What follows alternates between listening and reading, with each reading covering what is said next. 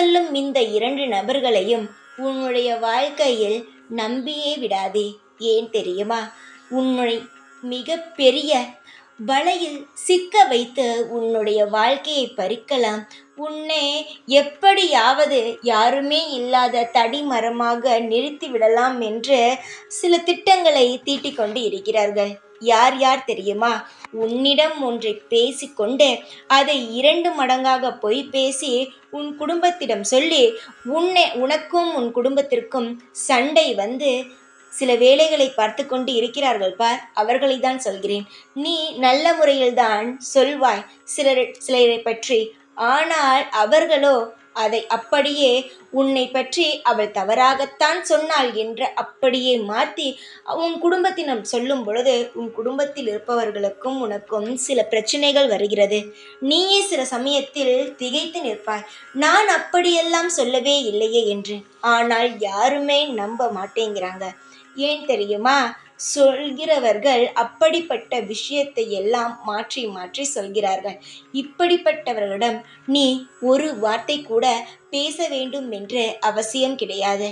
அது உனக்கே தெரியும் யார் அந்த நபர் என்று. அதுபோல 2வது நபர் எப்படி தெரியுமா? உன்னிடமே பேசிக்கொண்டு உன் குடும்பத்தில் இருக்கும் நபரை பற்றி உன்னிடமே தவறான சில விஷயங்களை சொல்வார்கள். இவர்கள் 2வது. இவர்களிடமும் நீ பேசக்கூடாது. ஏனென்றால் உன்னுடைய குடும்பம்தான் உன் உலகம் என்று வாழ்ந்து கொண்டு இருக்கிறாய். அது உனக்கும் தெரியும், உன்னை சுற்றி இருப்பவர்களுக்கும் தெரியும். உன் குடும்பத்தை பற்றி உன்னிடம் தவறாக சொன்னால் அந்த குடும்பத்தை விட்டு நீ விலகி விடுவாய், நீ தனிமரமாக நின்று விடுவாய் என்ற காரணத்தை மனதில் வைத்துக்கொண்டு நீ உன்னுடைய குடும்பத்திடம் ஒற்றுமையாக இருக்கக்கூடாது என்று அவர்கள் நினைத்து இப்படியெல்லாம் சில விளையாட்டுகளை உன்னுடைய வாழ்க்கையில் விளையாடிக்கொண்டே இருக்கிறார்கள். சிலருடைய தேவையில்லாத பயங்கரமான எண்ணத்தில்தான் சில குடும்பங்கள் அதை கவனிக்காமல் பிரிந்து விடுகிறது. ஆனால் உன்னுடைய குடும்பமோ பிரியக்கூடாது. நீ எப்பொழுதுமே சந்தோஷமாக இருக்க வேண்டும் என்பதற்காகத்தான் இவர்கள் அனைவரையும் பற்றி நான் உனக்கு சொல்கிறேன். அவர்கள் யார் என்றும் உனக்கு காட்டுகிறேன். உன்னை சுற்றித்தான் இருக்கிறார்கள் இத்தனை பேரும். ஆனால் இவர்கள் இப்படித்தான் என்று உனக்கு சுதாரிக்கவே பல மணி நாட்கள் ஆகிறது. யாராக இருந்தாலும் உடனே அவர்களை புரிந்து கொள். யார் எப்படி என்ன முறையில் பேசுகிறார்கள், உன்னை சாய்ப்பதற்காக பேசுகிறார்களா, உன் குடும்பத்தை பிரிப்பதற்காக பேசுகிறார்களா, இப்படி என்ற வித்தியாசத்தை நீ புரிந்து கொண்டு ஒருவரிடம் நீ பேச வேண்டும். யாராக வேண்டுமானாலும் இருக்கட்டும், உன் நண்பன், உன்னுடைய உறவு, இப்படி பலவிதமான உறவுகளாக இருக்கட்டும். ஆனால் நீயோ எப்பொழுதுமே ஜாக்கிரதையாகத்தான் இருக்க வேண்டும். இப்பொழுது இருக்கும் நாட்கள் அப்படித்தான் இருக்கிறது. நீ அழுது கொண்டே இருந்தால் எதுவும் மாறாது. நீ சுதாரிப்பாக இருந்தால்தான் அனைத்து பிரச்சனைகளிலுமிருந்து நீ வெளியே வரவே முடியும்.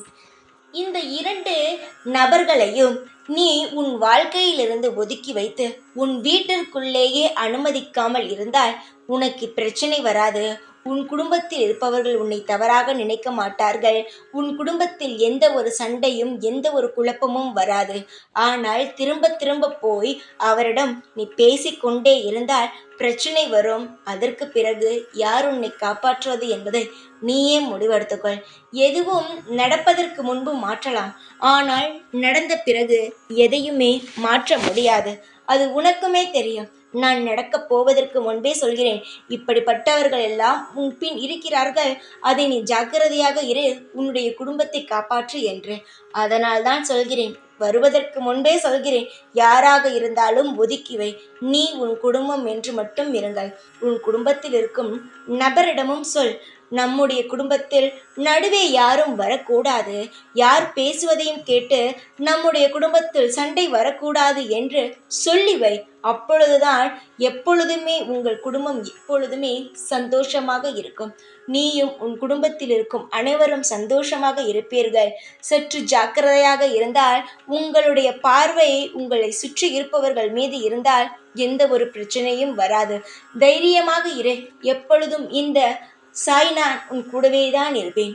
ஓம் சாய்ராம்.